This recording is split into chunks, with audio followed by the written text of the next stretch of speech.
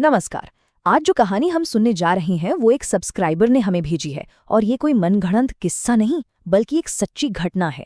पश्चिम बंगाल के शिवम ने हमें अपने परिवार के साथ हुए एक ऐसे तजुर्बे के बारे में बताया है जिसने उनके सपनों के घर को एक खौफनाक एक बुरे सपने में बदल दिया। चलिए इस रोंगटे खड़े कर देने वाली कहानी को शुरू से समझते हैं। ये लाइन शिवम ने हमें कहानी के बिल्कुल आखिर में लिखी थी, लेकिन हम शुरुआत यहीं से कर रहे हैं। क्यों?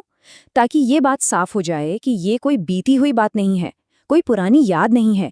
ये वो खौफ है जो आज अभी इसी पल शिवम के साथ मौजूद है। तो कहानी का पहला हिस्सा है एक शापित शुरुआत। साल था 2014। शिवम का परिवार नई उम्मीदों से भरा हुआ अपने सपनों के घर में जाने की तैयारी कर रहा था। उनकी दादी अभी अभी रिटायर हुई थी और सब कुछ, आप जानते हैं ना, बिल्कुल परफेक्ट लग रहा था। और ये था वो 7 लोगों का खुशहाल परिवार। दादी थीं, उनके पिता जो एक संगीतकार थे, माँ, 3 बहनें और खुद शिवम। बिल्कुल एक नॉर्मल सा परिवार जो अपने नए घर में एक नई जिंदगी शुरू करने के लिए काफी उत्साहित था। और देखिए, यहीं से सारी गड़बड़ शुरू हुई। परिवार ने एक बहुत बहुत बड़ी गलती कर दी। वो 2 साल तक बिना गृह प्रवेश पूजा के उस घर में रहते रहे, और जब 2016 में उन्होंने आखिरकार पूजा करवाई ना, तो ऐसा लगा जैसे उसी पूजा ने घर में सोई हुई बुरी शक्तियों को हमेशा के लिए जगा दिया हो। सोचिए, उस पूजा के ठीक बाद क्या हुआ। घर की औरतों पर जैसे कोई कहर टूट पड़ा। पहले दादी और फिर माँ, दोनों को पेट में एक अजीब सा, एक भयानक दर्द रहने लगा। ऐसा दर्द जिसका इलाज डॉक्टर भी नहीं ढूंढ पा रहे थे। माँ का वजन तो इतनी तेजी से गिरा कि लोग उन्हें पहचान भी नहीं पा रहे थे। तो अब आते हैं कहानी के दूसरे हिस्से पर।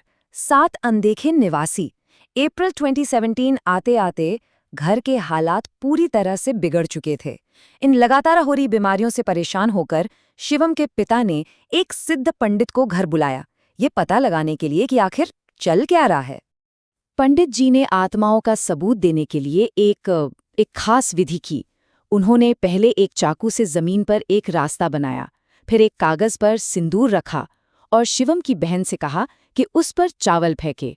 और यहाँ पर देखिए, जो हुआ वो हैरान करने वाला था। जैसे ही चावल सिंदूर पर गिरे, वो कागज अपने आप बिना किसी हवा के हिलने लगा। और इस विधि का नतीजा वो तो और भी ज्यादा चौंकाने वाला था। उस कागज पर 7 लोगों की एक तस्वीर सी उभर आई, एक पूरा परिवार, लेकिन वो इंसानों का नहीं था। बूढ़े आदमी और बच्चों के सिर पर सींग थे। पंडित जी ने तब बताया कि यही वो 7 आत्माएं हैं जो उस घर में परिवार के साथ रह रही थीं।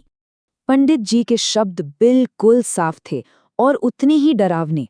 उन्होंने परिवार को सीधे सीधे चेतावनी दी, तुरंत इस घर को छोड़ दो, ये एक शापित घर है, तुमने गलत जमीन खरीद ली है। कहानी का तीसरा हिस्सा, एक परिवार का पतन। लेकिन शायद ये चेतावनी देने में बहुत देर हो चुकी थी।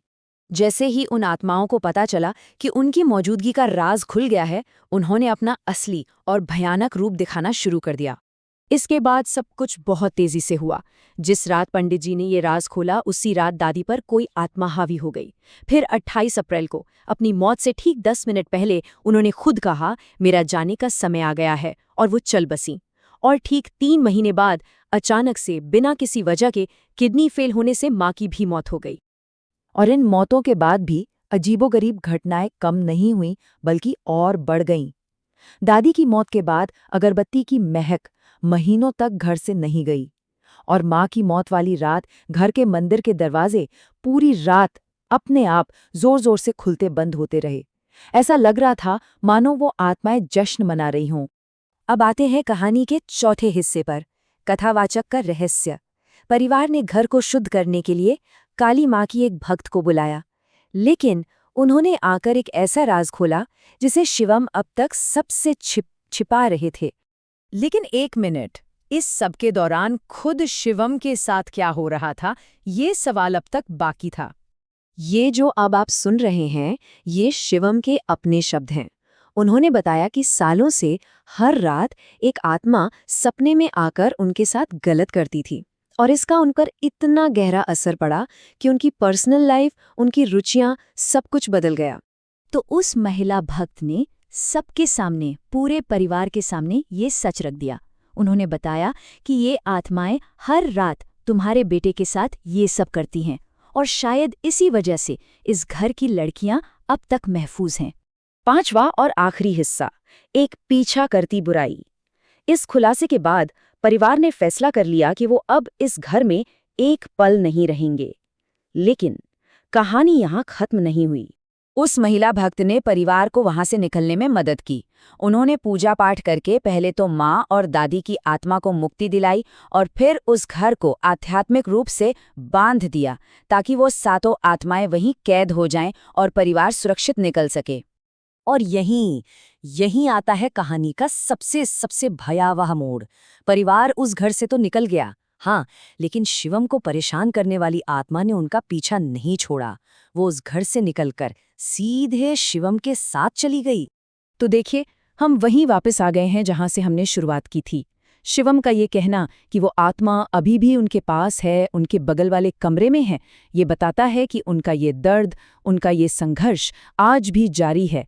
उनका ये खौफनाक अनुभव अभी तक खत्म नहीं हुआ है। तो इस पूरी कहानी से आखिर सीख क्या मिलती है? क्या ये सिर्फ एक चेतावनी है कि हमें अपने पारंपरिक रीतियों को नज़रअंदाज नहीं करना चाहिए, या फिर ये इस बात का एक भयानक सबूत है कि कुछ बुराइयां सिर्फ घरों में कैद नहीं रहती, वो इंसानों का पीछा भी करती हैं? सवाल बहुत है, लेकिन इसका जवाब शायद किसी के पास नहीं है।